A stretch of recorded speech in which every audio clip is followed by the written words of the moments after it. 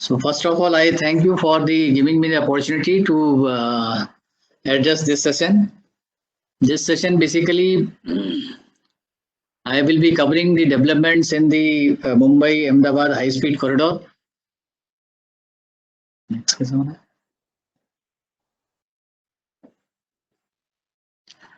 So basically, the general facts about the project. The total length of the Mumbai-Ahmedabad high-speed corridor is 508 kilometer, and out of this 460 kilometer is on viaduct, 9.22 kilometer on the river bridges, and 25 kilometer is on the tunnel, and all the tunnels, there are 4-5 tunnels in this, and the longest tunnel is 21 kilometer, which is 7 kilometer is undersea. This is a big challenge for us. And 12.9 kilometer is basically cut and filled, mostly in the approaches of the tunnels, etc. There are total 12 stations, and 8 house stations are in Gujarat, 4 stations are in Maharashtra, and one of the station is underground station, which is at the BKC Bandarkulla complex, and all other stations are elevated stations.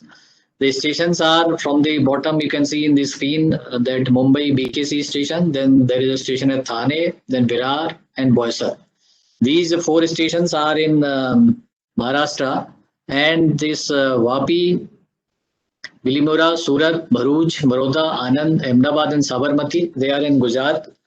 In the out of these stations at Mumbai, we are having a very good integration with the metro station, which is just nearby, hardly 100 meter or at the same distance. And then at the top of our building, at the BKC, our building is such that over that the IFSC building is coming.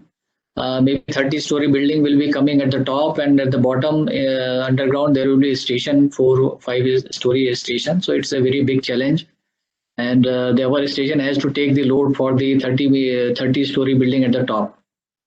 And the other integration is available at Ahmedabad and Sabarmati. Ahmedabad, we are just at the top of the Indian Railway station.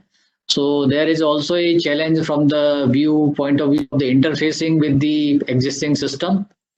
And at Sabarmati also, we are almost in the between the yard of the existing Indian Railways on both sides, and we are connected with the footover bridges or the walkways. So there is a good integration available at Sabarmati, Ahmedabad and BKC. At Sabarmati, we are also integrating with the metro, which is there. A metro station is contemplated, and the bus services, Sabarmati hub, which is already under construction, that will be integrating and providing the connectivity with basically Indian Railways, buses, and the metro. This is just the repetition of this. Only the new thing is the estimated completion cost is 1,08,000 crore. And out of this includes the escalation and all the interest during construction and taxes, etc. Actually, I think the contractual cost will be basically at around 80,000 crore, and balance is the escalation, interest during construction, taxes, duty, etc. Out of these 1,08,000 crore, 81% of the project cost is being financed by the Japanese loan, which is a very soft loan. Now, this is just a brief. I think it was NHRC, which is the body which is implementing this project, has been incorporated in 2016. It is a joint venture between the Government of India, the State Government of Gujarat and Maharashtra. They are having the equity in this. And we have already opened our project offices at the Palghar, Ahmedabad, Baroda, Mumbai and Surat. These are the CPM, and a very big unit of the NHRCL is already in place. I think this is I have already told. This now the MHSR, the maximum design speed is 350 kmph. The maximum operating speed is 320 kmph. And the journey time from the Mumbai to Ahmedabad with the fast train, that will be with the limited stop, it will be 2.07 hours. And with the train which is stopping at all the stations, it will be around slightly less than 3 hours.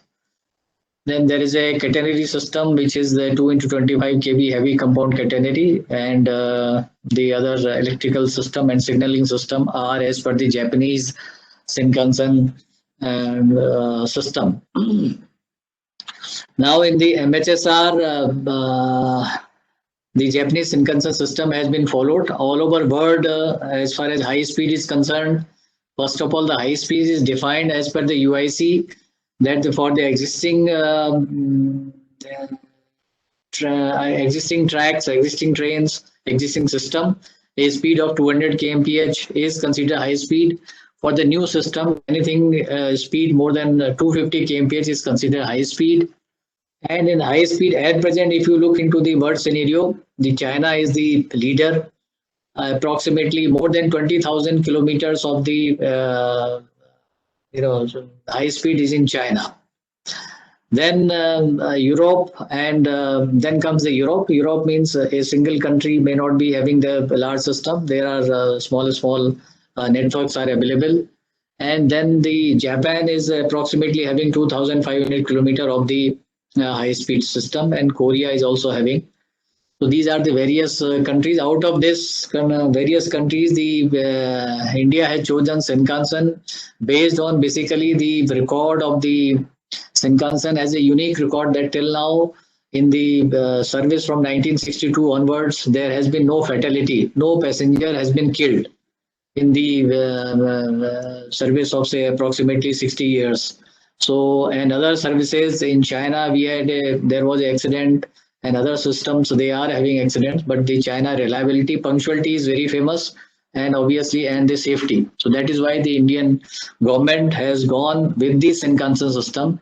Shinkansen is basically the train, what we call as bullet train or something like that. This is the name in the Japanese.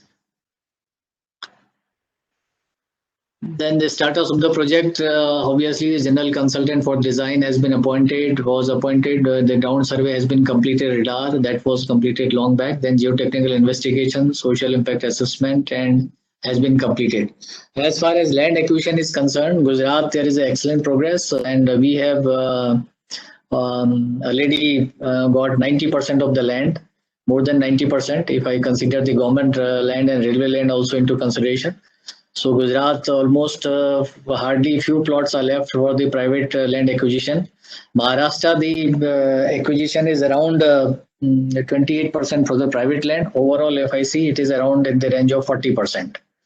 So Maharashtra is slightly lagging, but Gujarat is almost, we are going to complete the land acquisition within 2-3 months, 100% land acquisition.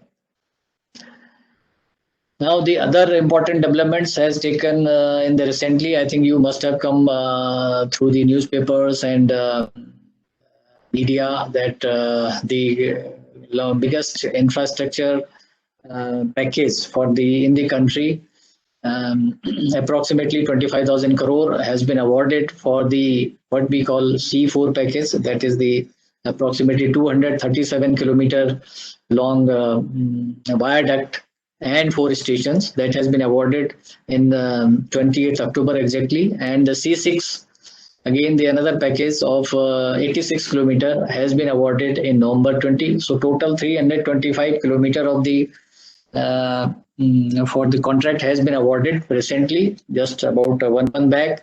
This comprises 6 stations. I think BKC is wrongly written here. 6 stations are there of the Gujarat.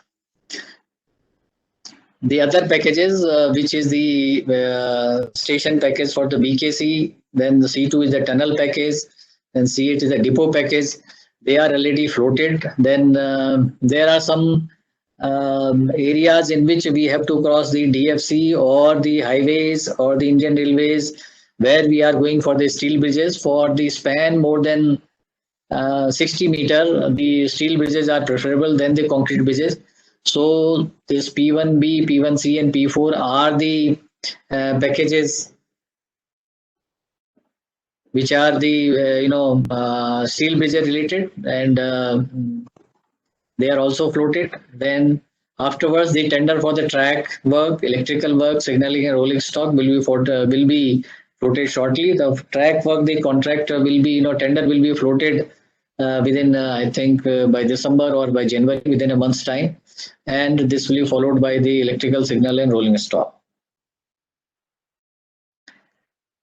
The key features are there. There are PSC bridge, river bridge. This is, I think, not very important. Then the disaster management system. The MHSR will have the safety. These are the safety features for the earthquake. Basically, there will be seismometers which are being placed at 22 locations along the track, and along the different areas, not only on the track, but we have selected the most some areas based on some studies that where the seismometer will be fixed, and these seismometer will be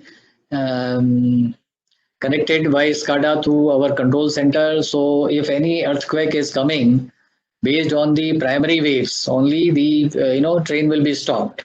So before the major earthquake, before the earthquake, momentarily before that, the train will be stopped. And this has been a unique feature of the Japanese Shinkansen system, that in which we know that Japan is very vulnerable to the earthquakes, and earthquake keep on coming. But till now, as I have already told, there has been no passenger fatality till now.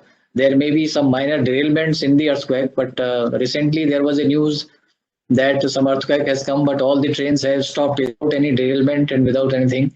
This was just about 6 months back. There was 8 months back. There was in the news. But in past, also in the history of 60 years, the earthquake system, this system of safety disaster management is very robust. And with that, all the trains will be stopped. Similarly, the real temperature sensors are there on the track, and whatever there is a specified temperature. If the temperature is more than that, then also it will give a direction to the control that what are the various sections to be taken, which will be pre-decided. Similarly, wind pressure, if the wind is more than that, then anemometers have been fixed on the will be fixed on the alignment, and based on the wind speed, there is a criteria that if the speed is more than that, the train, if the wind speed is more than certain limit, the train speed will be controlled. Similar is the rain gauge also. What are the these readings also, the rain gauges, and the river. In the river also, the major rivers, some there will be system of measuring the water level, and that will be also connected to the via the SCADA to the control center. Then new construction technology, obviously the topographical survey has been done in a very short time. That was then static reflection survey for the undersea tunnel, then piling in busy area that I will come in detail, and full scale launching. This is a topographical survey. This is 500 kilometer topographical survey was taken in 2016, first time in the railway project LIDAR. So even without going to the because in the linear project, the biggest problem is that land acquisition.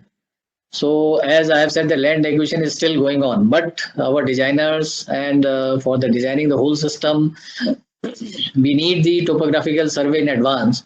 And in such a stretch of 508 kilometer, the people will not give you the permission for doing the survey unless you acquire the land.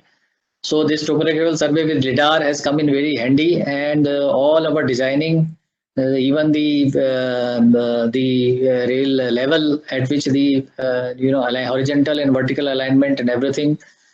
Once we got the LIDAR survey, then we were able to fix the our horizontal and vertical alignment based on the various features which we got from the LIDAR. Where is the national highway? Where are all the Indian Railway or some other rivers are there? All these things we could decide the levels which are to be fixed.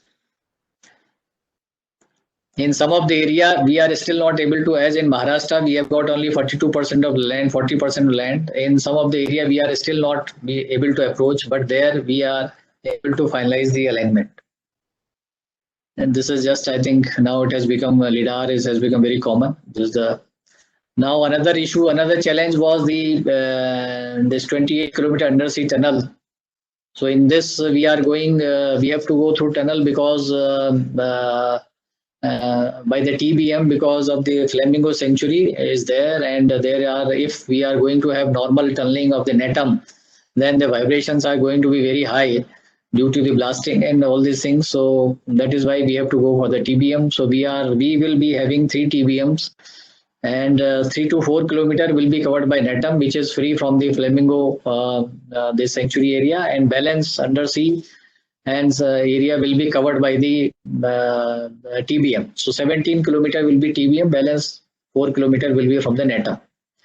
Now in the tunnel, obviously we can't do the borehole, because once we do the borehole in the future, it will be a source of the seepage once we are doing the TBM or Netum.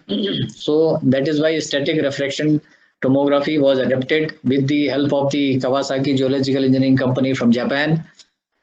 And this is just, there is a, I think in this hydrophones are there which are being suspended by a cable, and there is some source from this radio transmission is generated, and then its refractive waves are captured. To do this, we are able to get the rock profile there. Basically, it is a total basalt rock, so we are able to get the rock profile, and we are able to plan our tunnel boring machine. Another important thing is this, now in the Ahmedabad area and in Sabarmati area and some in other area, as I have told, that we are just on top of the Indian Railway station.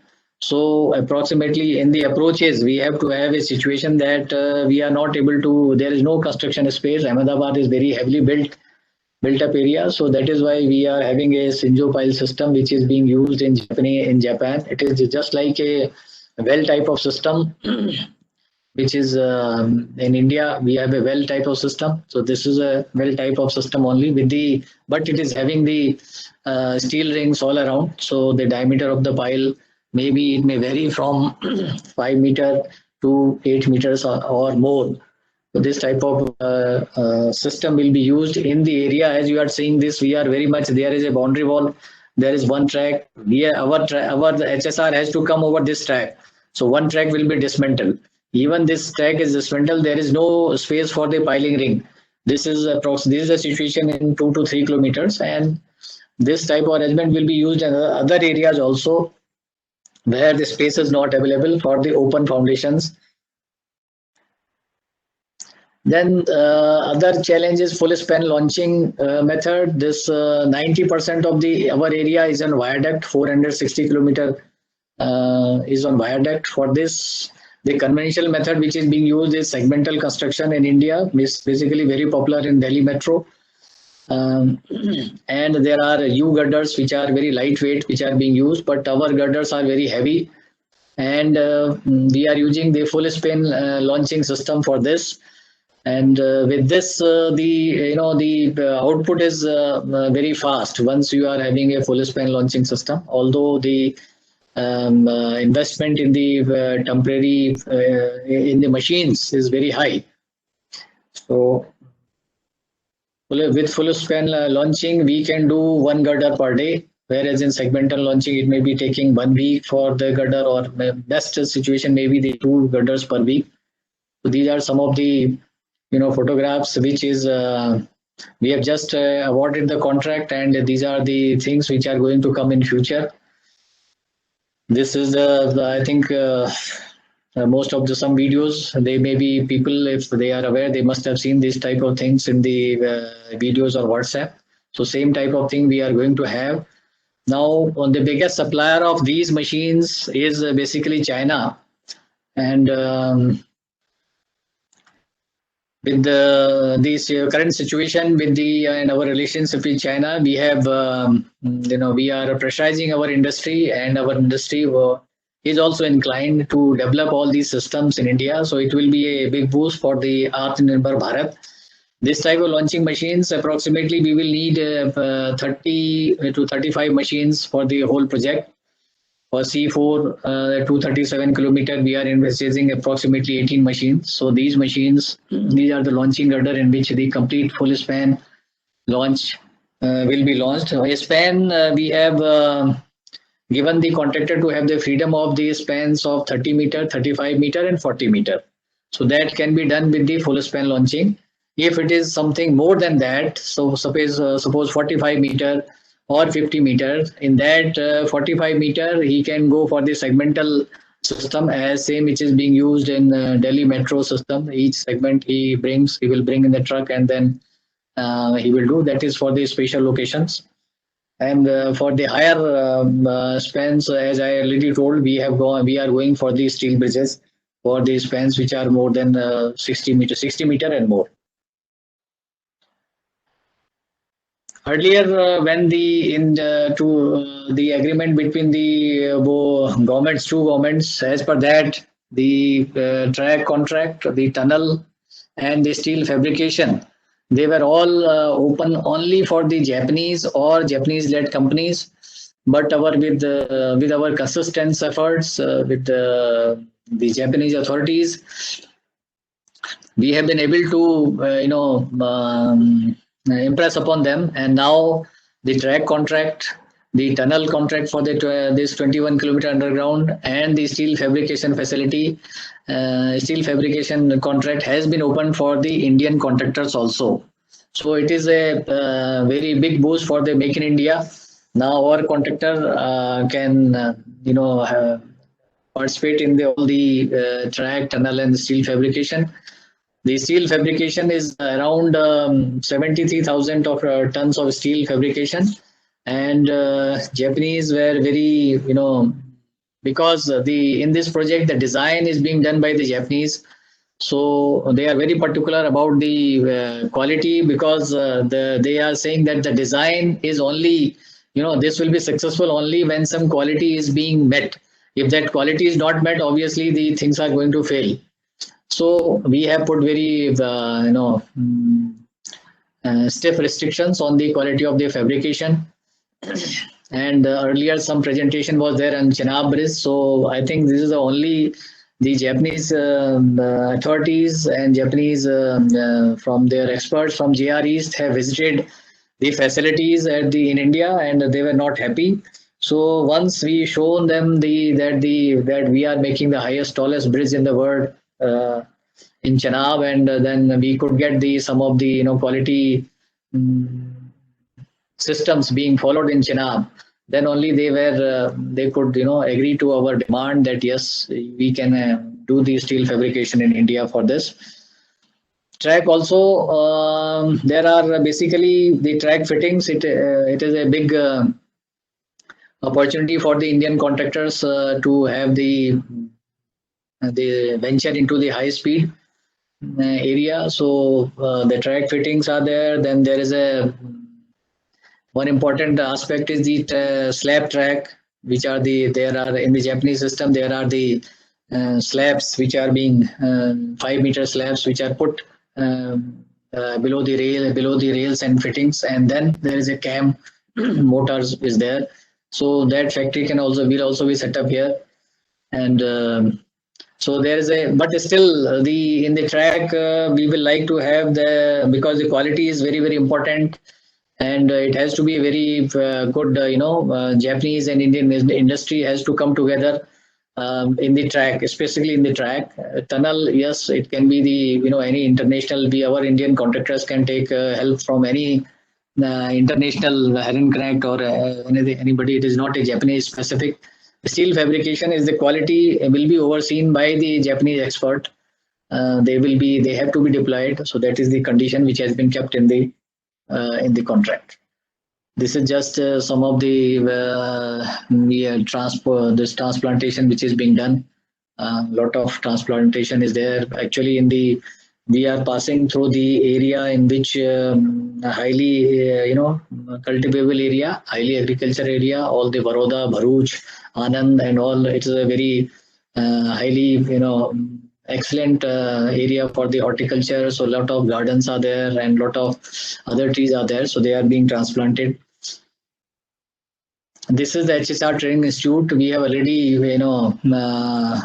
completed this building. This building is in operation. This is at Baroda. We have already opened this institute, and because once we are in the operation phase, before that a lot of our all the Indian there will be drivers, or there will be all the technicians, engineers, they have to be trained in the Shinkansen way of working.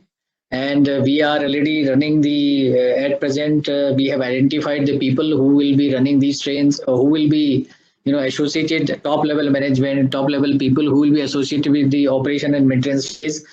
For these we are having the Japanese classes here, and the first batch of the people from the India will be sent to the Japan for training and working in the Shinkansen system for say 1 year or 2 years in January in end of next year, or maybe January 21. So by the side, in the right hand side, you can see the track. This is the actual track which has been laid. We have laid 100 meter of the track from the. We have transported all the track slabs and the fittings from the Japan, and then this track has been laid so that our people can see what are the fittings we are being used, what is the motor being used, and what are the various components of the track. Sir, I would request you to wrap up in 1 or 2 minutes so that we have time for Q&A. Okay. These are some of the prospective views, just for your pleasing to your eyes or something. This is the Ahmedabad station, which will be look like that. And this is the Sabarmati station, which it will look like this. This is the Vadodara station. So this is the Anand Station. You can see the white, the right hand side. We have taken, it is a milk city. So the architect is all matching, and we have tried to match it with the what are the local features.